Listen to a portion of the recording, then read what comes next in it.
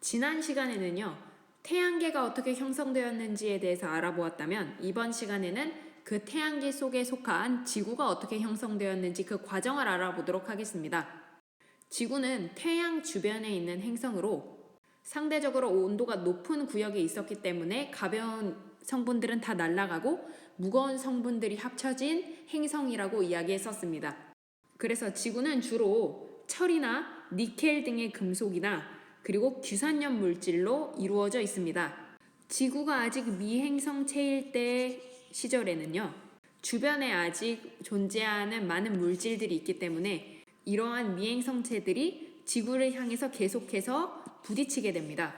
이러한 미행성체들이 계속해서 지구에 달라붙게 되면은 지구의 크기가 점차 커지게 되겠죠. 근데 이렇게 수없이 많이 충돌이 일어나다 보니까 지구의 온도는 어떻게 되겠습니까? 그렇죠. 지구의 온도는 계속해서 뜨거워지게 됩니다. 그래서 미행성체의 충돌로 인해서 발생한 열과 그리고 지구 내부의 방사선 동위 원소가 붕괴되면서 발생한 열로 인해서 지구의 표면이 완전히 녹게 됩니다. 지구의 표면이 대부분이 녹게 됩니다. 이러한 상태를 뭐라고 이야기하냐면요, 마그마 바다라고 이야기합니다. 마그마가 무엇입니까? 그렇죠. 암석이 액체 상태가 되어 있는 상태죠. 한마디로 액체 상태라는 겁니다. 이렇게 액체 상태로 되면은 밀도에 의해서 무거운 것들은 밑으로 가라앉게 되고 가벼운 것들은 위로 올라가기가 훨씬 더 쉬워지겠죠. 그래서 금속 성분들, 철이나 니켈들은요, 아래쪽으로 내려앉게 되고요. 그리고 상대적으로 가벼운 물질들, 규산염 물질들은 위로 상승하게 됩니다. 이렇게 하강한 금속 성분들, 철이나 니켈 등은요, 아래쪽으로 가라앉으면서 핵을 이루게 되는 거고요. 그리고 위로 떠오른 규산염 물질들은 우리가 잘 아는 멘틀을 형성하게 됩니다. 그 결과 지구는 핵과 멘틀이 분리되면서 층상 구조를 이루게 됩니다.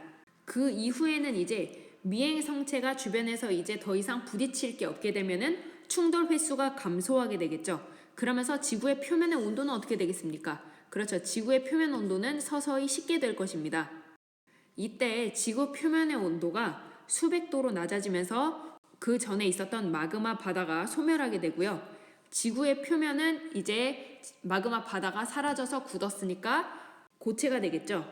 그래서 지구의 표면이 굳어서 원시 지각이 형성되게 됩니다. 그리고 지표가 충분히 식은 후에는요, 화산 활동 때문에 대기 중으로 수많은 수증기가 이렇게 방출이 됐었거든요. 그러면 이제 온도가 내렸으니까 그러한 수증기가 응결될 수가 있겠죠. 그러면 수증기가 응결이 되면은 뭐가 됩니까? 그렇죠. 비가 되죠. 그래서 비가 돼서 땅으로 이렇게 내리게 됩니다.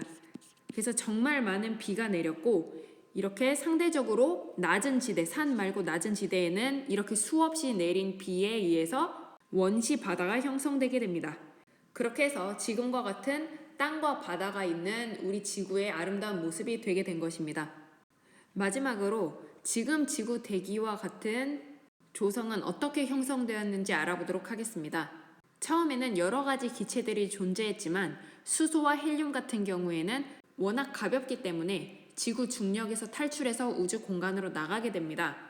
그리고 원래 원시 대기의 주 성분을 이루던 이산화탄소 같은 경우에는요, 원시 바다가 생성됨에 따라 이산화탄소는 그 수가 매우 빠르게 줄어들기 시작합니다.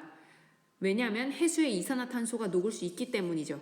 이렇게 해수에 녹은 이산화탄소 같은 경우에는 탄산칼슘으로 침전이 되게 되고 우리가 지금 잘 아는 석회암이 되게 됩니다. 그래서 이산화탄소 같은 경우에는 처음에 비해서 그 양이 계속해서 줄어드는 것을 알 수가 있습니다. 반면에 산소 같은 경우에는요, 지구가 생성된 이후로 조금 시간이 지나고 나서 갑자기 그 양이 증가하는 것을 알 수가 있습니다. 그 이유는 바다에서 광합성을 할 수 있는 생물이 등장하고 나서 광합성을 하기 때문에 바다로부터 이제 산소가 생성돼서 공기 밖으로 나가게 됩니다. 그래서 대기로 방출된 산소가 저기 위로 성층권까지 올라가서 오존층을 생성하게 되고요. 오존층이 생성되면 이제 자외선을 차단해 줄 수가 있기 때문에 그 밑에 육상 생물들이 출현하게 됩니다. 그러면은 이제 바다 속에서뿐만 아니라 바다 바깥에서 육상에서도 광합성을 하는 식물들이 등장했기 때문에 또 산소의 비율이 훨씬 더 높아지게 되겠죠.